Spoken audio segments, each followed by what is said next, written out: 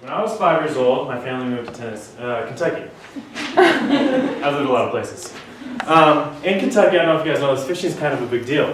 From time to time, my family would take fishing trips, and they'd come back, and I would never catch anything. And I was pretty sad about it. And I remember one time we came home, and I came out of the car, and I was kind of sobbing a little bit because I was a baby, because I didn't catch anything. And one of our neighbors, kind of like our adopted grandparents, his name was John, came over, he's like, "What's up, Chris, what's going on?" I said, "I didn't catch a fish." I was really sad about it. I said, "Well, I just went fishing too. Why don't you come in my backyard, bring your Mickey Mouse fishing pole, and we'll see what we can do." And so I walked across to his yard, and he had just gone fishing. He filled up this 5-gallon bucket full of fish. There's probably more fish in there than water. And so what I did is he had me take my fishing pole, I didn't even put any bait on it, dipped it in the bucket, pulled out a fish. I caught my first fish. And I was so happy. And the reason I was happy, I don't remember that event because I had a photographic memory when I was 5. I don't remember that event because I can remember everything that happens in my life. I remember that event because of this picture right here. And that's actually me. Pictures build memories. Walt Disney said it best, of all our inventions of mass communications, pictures still speak the most universally understood language. And I find that, as I thought about it, to be incredibly true. It doesn't matter whether you're rich or poor, whether you're from China, Africa, or the United States, we all feel the same way when we see a picture. Ever since the beginning of time, we as humans have had some inborn desire to treasure up and to remember those things that we cherish most. We've been drawing on walls as cavemen, we've been painting things in the Renaissance era, and we've been taking pictures. For some reason, we have that inborn desire.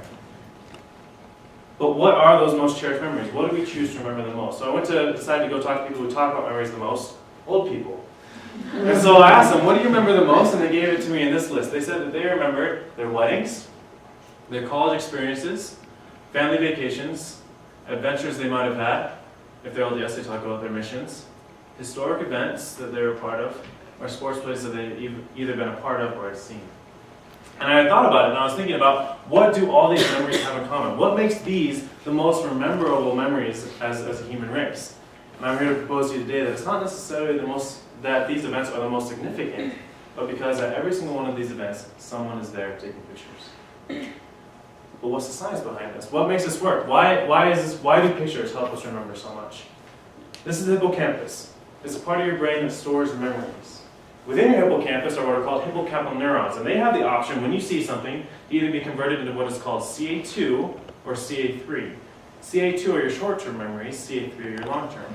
These are them right here.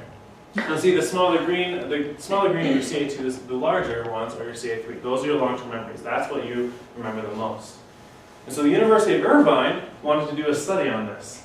So they took a bunch of rats and put them in a maze. That's what you always do with a scientific study. And they studied their brainwaves. And so they sent them through 2 different types of mazes. The first one was a regular maze, just like this, clear entrance, clear exit, and they sent them through. The second maze, however, was only different in the fact that it had images on all the major intersections, just a picture. They sent the rats through, studied their brainwaves, and at the end, they found that the ones going through the regular maze, 15% of their neurons were being converted to CA3, long-term memories. However, the rats going through the maze with the pictures on them, over 90% of their neurons were being converted to long-term memories, meaning that every time that they went through that maze, they were remembering more and more. It should be no surprise that after a while, the rats going through the maze with the pictures on the walls were able to go through flawlessly, every single time, just from pictures on the walls. Pictures help you remember.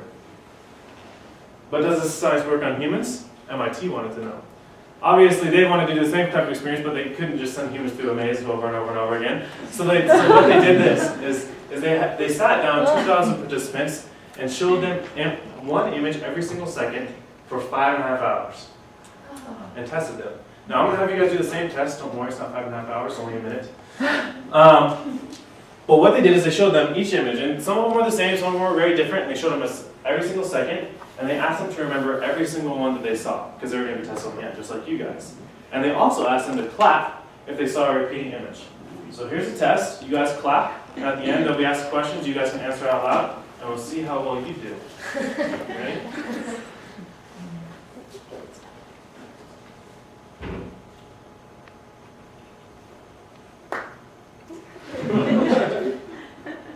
Maybe you saw it before in your lifetime. There you go.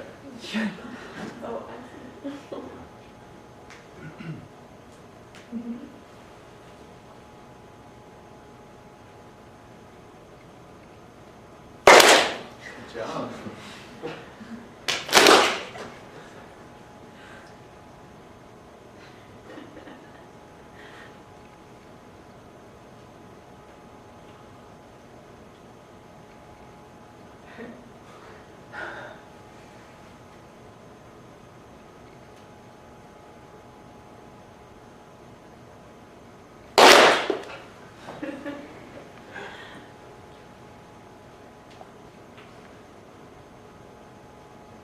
Now, answer these answers out loud.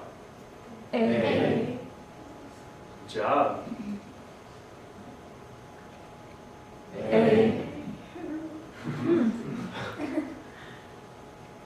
B.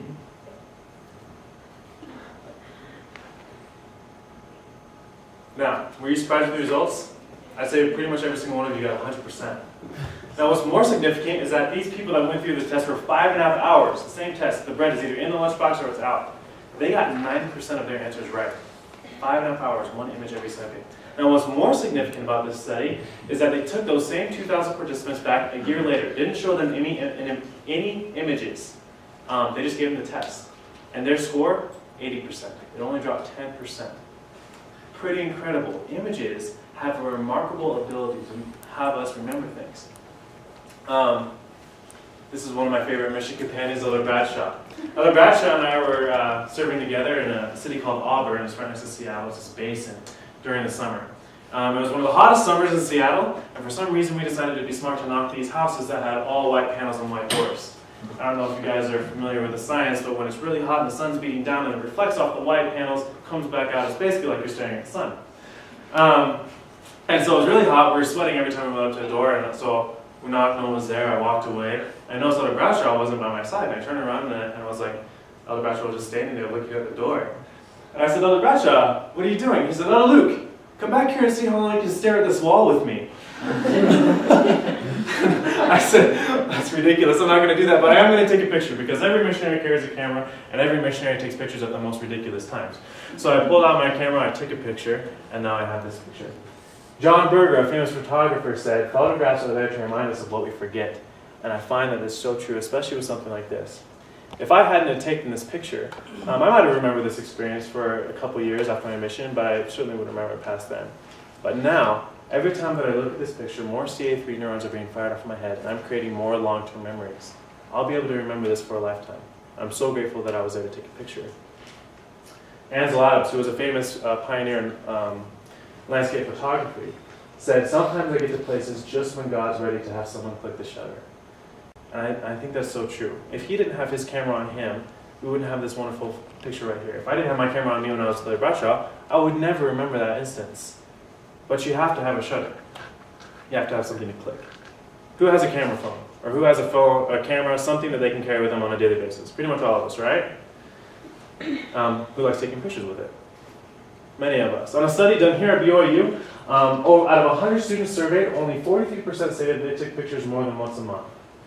That means that they took about one picture every month, less than half. And if pictures are there to help us remember memories for a lifetime, I propose that 12 memories a year is simply not enough. And I would also propose that if I was to do the same survey and ask all you guys, I bet you 100% of you would say you love looking through the pictures that you have taken on your phone. I was talking with Scott the other day, he showed me a picture of this tiniest sink he'd ever seen. It's over there at Five Guys Pizza, he told me. Funny experience. Probably, and I'm sure he loves that memory, and I'm probably going to remember that too. That picture helps him remember it. And it doesn't have to be a significant event, it's just there to help us remember these things. Like I said, ever since the beginning of time, mankind has had some desire to paint on the walls, to draw in the sand, to remember through picture. No other creature on earth does that. And so it leads me to believe that it has something to do with our soul. So I guess the point of my speech today is to go out there and honor your soul. Use the technology that we all have in our pockets. Take pictures and make some memories.